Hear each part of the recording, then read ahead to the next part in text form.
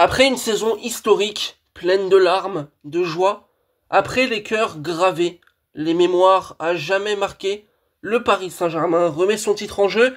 Paris va chercher à gagner une deuxième Ligue des Champions successive et à entrer encore plus dans l'histoire. Les amis, bienvenue sur la chaîne Podcast FC. Je suis extrêmement content de vous retrouver, de pouvoir discuter avec vous aujourd'hui. Et on va parler, vous l'aurez compris, du Paris Saint-Germain qui lance sa campagne de Ligue des Champions demain au Parc contre l'Atalanta Bergame.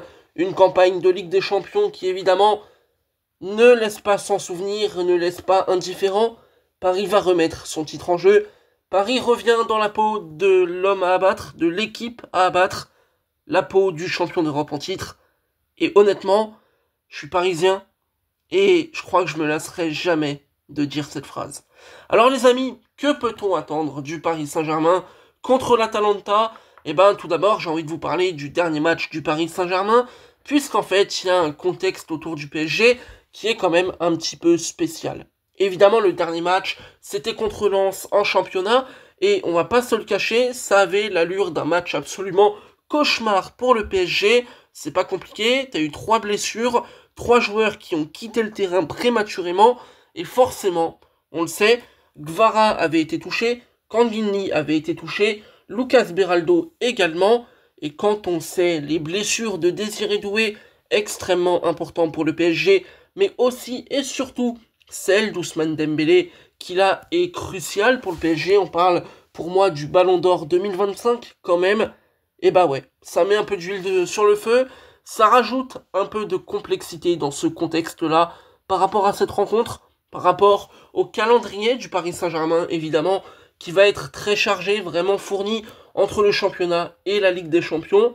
Mais voilà, finalement, Kvaratskhelia sera là demain, en tout cas, il n'est pas cité dans le point médical, Kangin non plus, et entre guillemets, on se retrouve avec seulement, entre gros guillemets, Dembélé, Doué et Beraldo qui sont blessés et officiellement out pour ce match de Ligue des Champions.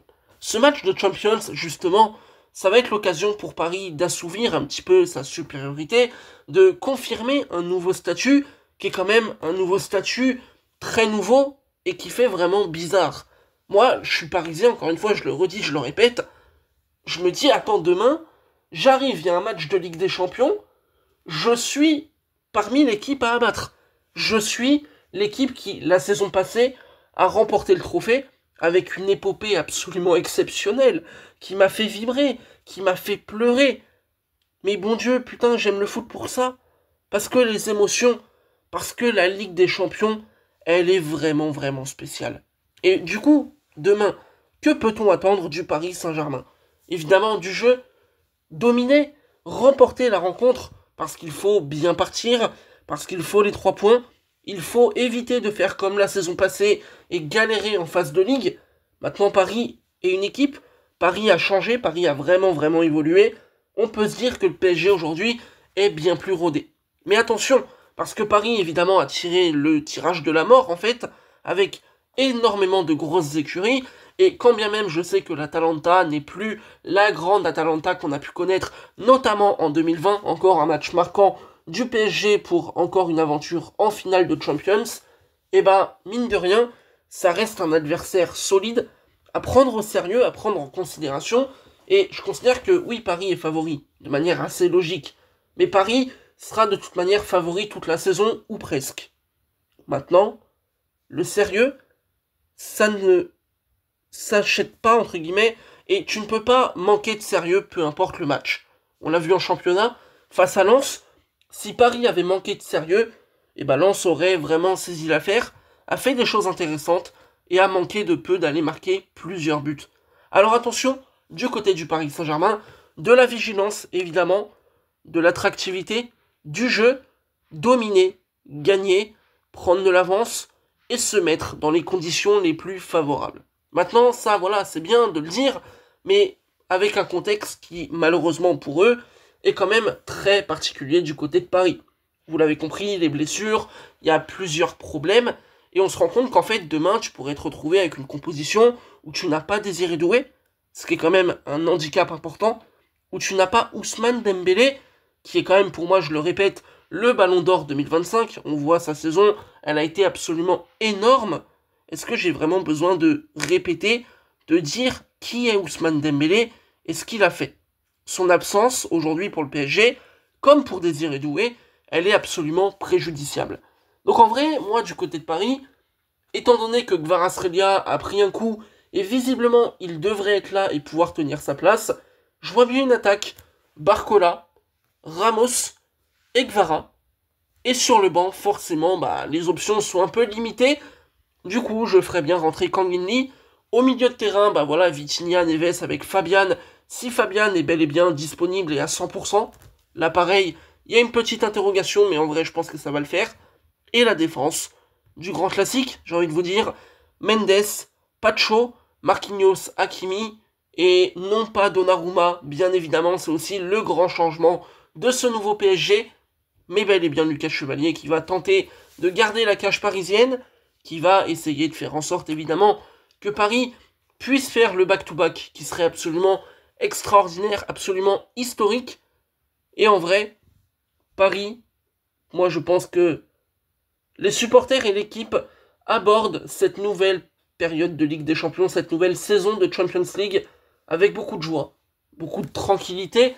Moi je vais pas vous cacher mon ressenti de supporter, c'est que j'aborde ma saison de Ligue des Champions avec une tranquillité absolue, parce que je n'ai peur de personne, et je le dis sans être arrogant ou quoi que ce soit, mais quand t'as gagné, c'est toi qui es craint et pas l'inverse.